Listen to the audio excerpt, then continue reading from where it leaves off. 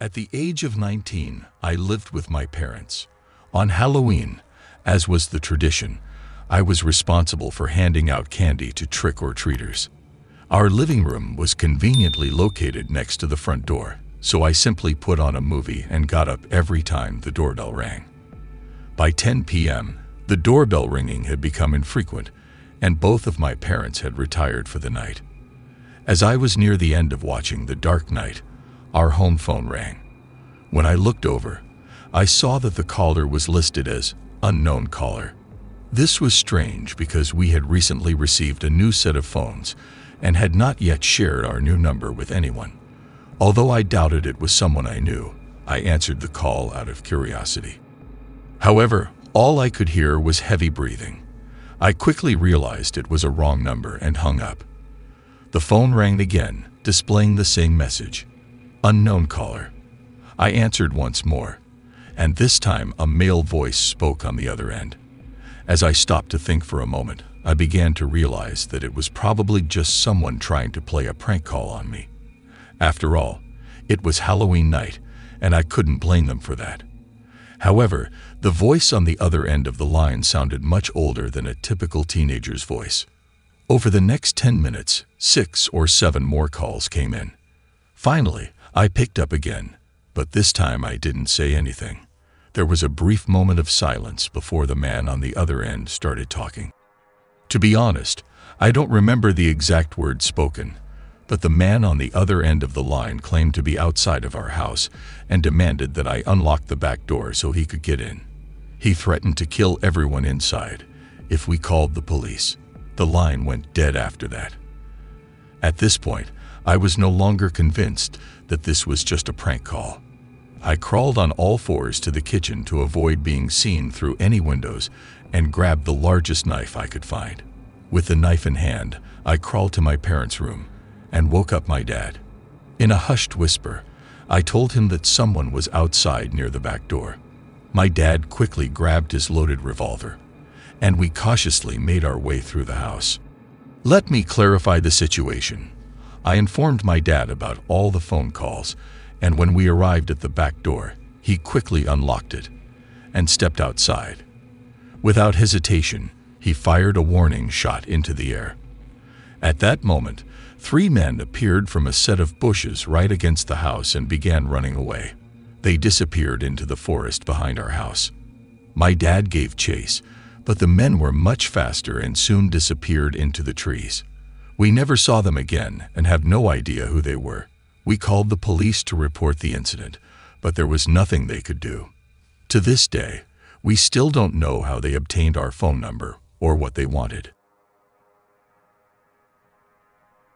I have had several paranormal experiences, some captivating and others quite frightening, but one experience stands out as the most unsettling to have ever occurred to me. It was Halloween night in 2004, and I was coming off a long and challenging year. I had just gone through a difficult 2-year process of ending an abusive marriage and was now transitioning into being a single parent while also adjusting to being a single woman. I was invited to a Halloween party by a good friend of mine, located across town. I called one of my closest friends and asked if she would like to accompany me, and I was elated when she agreed.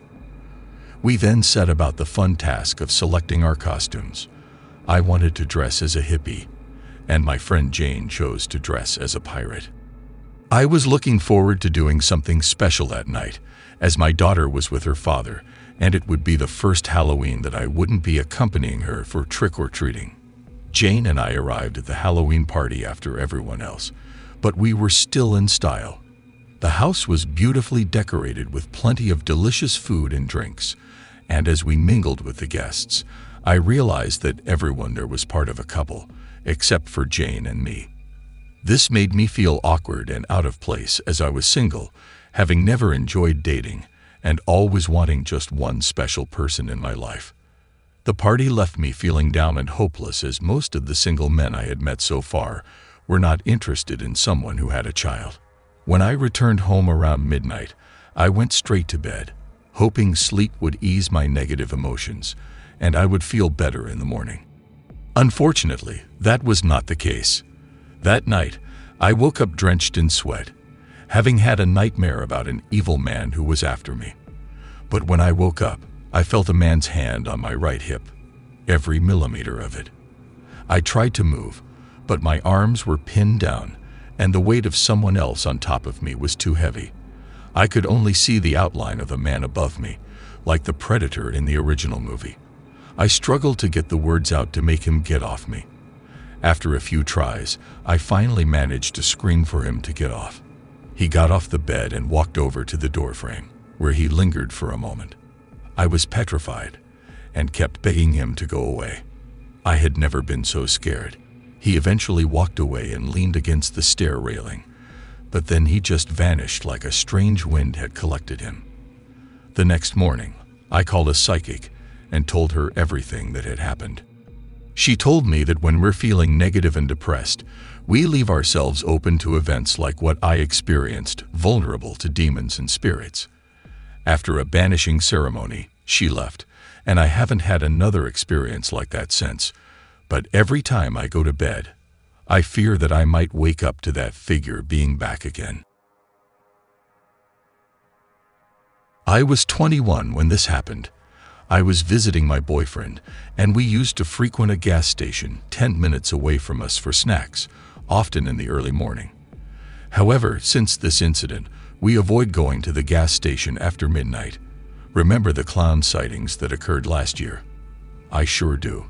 It was Halloween and my boyfriend, and I had spent the night together, waking up around 2 or 3 in the morning, as we were both hungry and craved some chips. We have different levels of paranoia, and this situation triggered mine. As we stepped outside the house, the silence was eerie and unsettling, considering the location of the house was near the countryside, with a highway about 5 minutes away. To reach a certain part of town, we had to take the exit that passed by the house. On most nights, I'd usually see about 3 to 5 cars driving by as we stepped out of the house, but that Halloween night was different. It was eerily quiet, not even the sound of the wind or a car could be heard. I was starting to feel paranoid, so I decided it would be best if we got into my car. To get to the gas station, we needed to pretend like we were heading towards the highway. Instead of taking a right at the light, we took a left and drove past the high school on our right and apartments on our left. In front of the apartments was a manual car wash where you put quarters in to wash your own car.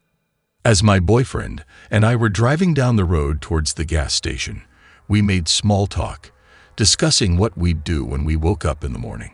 When the light turned red, I stopped at the turning lane, feeling a sense of unease. As I stepped out of the car, I took a moment to observe my surroundings, noticing that there still hadn't been another car on the road besides ours, which was only making me more nervous. Then I looked towards the car wash and noticed a grayish-dark truck parked in one of the washing bays. It was odd that it wasn't being washed, but I continued to scan my surroundings. That's when I saw a clown walking around the car wash, and it immediately caught my attention. But my attention quickly turned to shock when I saw another person wearing a clown suit come from the other side of the car wash. I was startled when I noticed that the two clowns were both armed with knives. I was about to voice my concern when my boyfriend interrupted me, reminding me that the light was green. I took a final look at one of the clowns who was now staring at our car. The clown's face was illuminated enough for me to see a painted smile, but the expression on his face was anything but joyful. He was giving me a cold, unfeeling stare, but then he tilted his head and let out a creepy grin, as if he had just realized that I was looking at him. He then waved a baseball bat in front of his face. I whispered my boyfriend's name and used my head to gesture towards the direction of the clowns. My boyfriend's sudden scream brought me back to reality, and I quickly reversed the car, accelerating away from the scene. I remembered that I had left the house unlocked and contacted one of my boyfriend's brothers, waking him up. When I told him what we had just witnessed, he agreed to lock the door for us. We then drove straight to the police station and reported everything we had seen, but the police seemed uninterested or skeptical of our story. To this day, I wonder what the clowns were up to and why they had weapons. Were they just trying to scare people, or did they have more sinister intentions? This occurrence took place near Halloween in October 2016. I was in my room playing on my DS when I suddenly heard a door unlocking and opening. At first, I assumed it was my mom or dad coming home, but there was no sound of a key being placed on the table. The footsteps that followed were slow and awkward, and they did not sound like my parents at all, which made me very scared. I remained still for a while until I slowly sat up on my bed, causing it to make a slight creaking noise. The footsteps continued to approach my door, followed by scratching. Although we had a cat at the time, the steps were far too heavy to belong to a feline. I assumed that the person was carrying a weapon or sharp object and remained still. When the footsteps began to move away from the door, I felt a sense of relief, but then they suddenly stopped. I could hear two people talking, one of whom I did not recognize. One of them said, "Yeah, but the lights are still on." After a while, the footsteps and voices faded away. I picked up a broom from my room and quickly ran upstairs, where my cat was hiding. I went into my sister's room and told her about the strange noise I had heard, but she was skeptical and said it was probably just the wind. When my parents came home, I informed them about the footsteps, but they too dismissed it as the wind. I was not convinced, as the footsteps were too heavy to be caused by the wind, and I felt like I was not being taken seriously. Despite my efforts to explain the situation, the mysterious footsteps continued to haunt me, especially at night. I started to feel like I was losing my mind, as no one else seemed to hear or see the intruder. I couldn't shake the feeling that there was more to this than just the wind or a ghostly presence. The eerie atmosphere lingered well into Halloween that year, and I still ponder the cause of these strange occurrences to this day. The Rom Prankster by Dead Leaf Clover. From 2016, me and my friend, Lachlan, had a plan to pull off the greatest prank ever. The ghost girl walking through the streets. I went to a Halloween store and purchased a white dress that fit Lachlan perfectly, along with red paint for blood and a long wig to cover Lachlan's face. After getting all the supplies, I went home to set up the costume for Lachlan. Once Lachlan was dressed in the costume, I thought it was scary enough to fool my other friends. I called Jesse and Gavin and told them to meet in the car and come pick me up so we could drive around on a beautiful night at 10 p.m. On that fateful evening, I took Lachlan and his ghostly costume to the abandoned bridge as planned. I instructed Lachlan to walk like a ghost girl when he saw the lights of our car approaching. After dropping him off, I drove back to the house and waited for Jesse and Gavin to arrive. Jesse was designated as the driver for the night, but I asked if I could take the wheel and he agreed. Our night of fun was just beginning. However, things took a strange turn when I started driving along the same road I took to drop off Lachlan at the bridge. After 20 minutes, I saw Lachlan walking on the road, not on the bridge as we had planned. Jess and Gavin were horrified and told me to drive away immediately, but I needed to know what was going on. So I texted Lachlan to ask why he was walking on the road instead of waiting on the bridge. Lachlan's response was shocking. He replied, "What do you mean? I'm at the bridge waiting for the prank to start." My heart sank as I realized something was very wrong. When I received that message, I immediately responded by telling Lachlan to wait there and that I was coming to pick him up. I canceled the prank, as there was another prankster in the vicinity. Despite Jesse and Gavin urging me to turn back, I decided to drive past whoever was dressed as the ghost girl. However, when I got close, I realized that the ghost girl was not a costume, but had a face like the one from the scary maze game. I quickly drove to pick up Lachlan and honked to get his attention. He got into the car and I explained what had happened. Lachlan was clearly concerned and told Jesse and Gavin that the prank had been interrupted by a ghost girl. On the way back home, we saw the ghost girl again, but she had vanished by the time we passed by.